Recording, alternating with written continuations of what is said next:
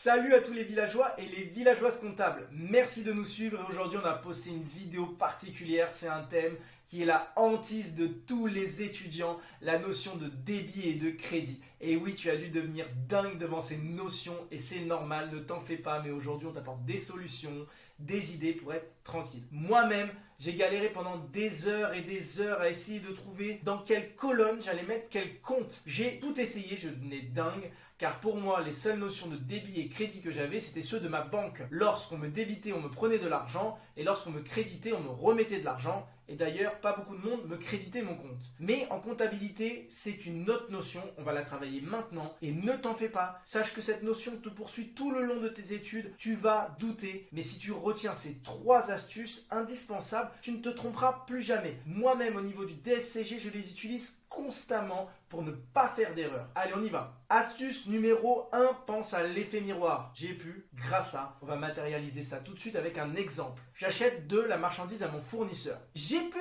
acheter de la marchandise, débit, grâce à mon fournisseur, crédit. J'ai pu, on le met au débit, grâce à ça, on le met au crédit. Avec cette petite phrase, tu vas réussir à t'en sortir. On va prendre un deuxième exemple pour être sûr que tu es bien saisi. J'ai pu acheter de la marchandise grâce à mon fournisseur ou grâce à ma banque. Exemple numéro 2, j'ai pu encaisser de l'argent ou avoir une créance sur un client, c'est-à-dire que le client me doit de l'argent, grâce à la marchandise que je lui ai vendue, grâce au produit que je lui ai vendu. Exemple numéro 3, pour pouvoir couvrir toutes les situations avec l'acquisition de matériel. J'ai pu acquérir du matériel grâce à mon fournisseur d'immobilisation ou grâce à ma banque. J'ai pu débit grâce à crédit. Et là, je suppose que tu t'y t'es retrouvé.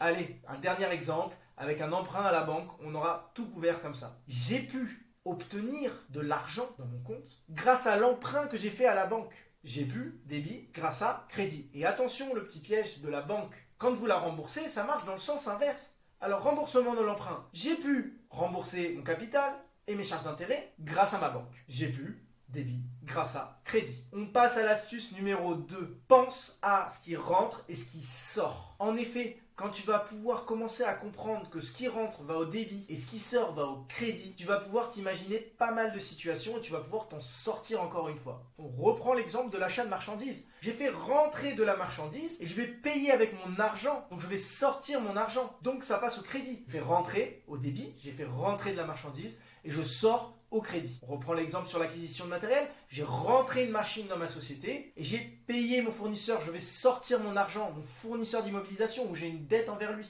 Et avec l'emprunt à la banque, ça fonctionne exactement pareil. On a fait rentrer de l'argent et on sort la dette qu'on a auprès des établissements bancaires. Astuce numéro 3, c'est ma préférée. Et elle nécessite d'avoir des notions comptables et de connaître par cœur plusieurs choses. D'abord, il faut connaître par cœur toutes tes classes. Il y en a 7. Et ensuite, il faut que tu mémorises mentalement, présentation d'un bilan comptable. En effet, les bilans comptables vont te permettre de comprendre ce qu'il y a à l'actif et au passif. L'actif, une petite piqûre de rappel, c'est ce que l'entreprise possède. Le passif, c'est ce qu'elle doit. Donc si tu connais tes classes et tu sais quelle classe va dans quelle colonne, c'est-à-dire par exemple la classe numéro 2 va à l'actif, si tu as retenu ça, alors tu vas tout de suite comprendre dans quelle colonne il faut mettre quel compte. On passe aux exemples. Et avant de rentrer sur des exemples peut-être un peu plus compliqué, où tu vas avoir besoin de retenir ces notions de classe et cette notion de présentation du bilan, prenons le plus facile. Retiens simplement par cœur que le compte numéro 6, c'est un compte de charge. Donc à chaque fois que tu vois un compte numéro 6, à chaque fois qu'il y a une charge pour l'entreprise, tu la mets au débit.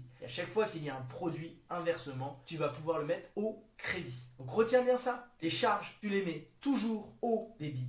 Et les produits, tu les mets toujours au crédit. Il y a quelques exceptions, mais elles sont très rares. Si tu as retenu ça, tu vas déjà très rapidement savoir dans quelle colonne mettre quel compte. Ça, c'était pour les comptes de gestion. C'est pour moi le plus simple.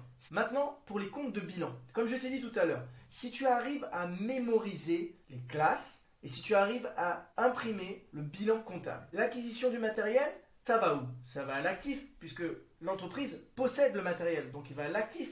Donc quand tu auras un compte de classe 2, quand tu auras une possession, tu vas aller tout de suite le mettre du côté du débit. Pense que la colonne débit représente la colonne de l'actif et pense que la colonne crédit représente la colonne du passif. Je t'ai fait un autre exemple avec la banque, la classe numéro 1. C'est pareil, un emprunt bancaire, ça va au passif, c'est ce que l'entreprise va devoir. Donc pense bien à ça. Colonne actif, colonne passif, ce que l'entreprise possède, ce qu'elle doit. Un crédit, tu dois le rembourser, c'est grâce à ça que tu as financé l'immobilisation. Donc on va le mettre du côté du passif. La classe numéro 1 par exemple, elle va du côté du passif. La classe numéro 2, elle va du côté de l'actif. Quand tu auras compris ces 3 astuces, j'ai pu, grâce à ça rentre, ça sort. Le 6, ça va au débit. Le 7, ça va au crédit. Et la dernière astuce, j'apprends par cœur mes classes comptables. J'apprends par cœur la présentation.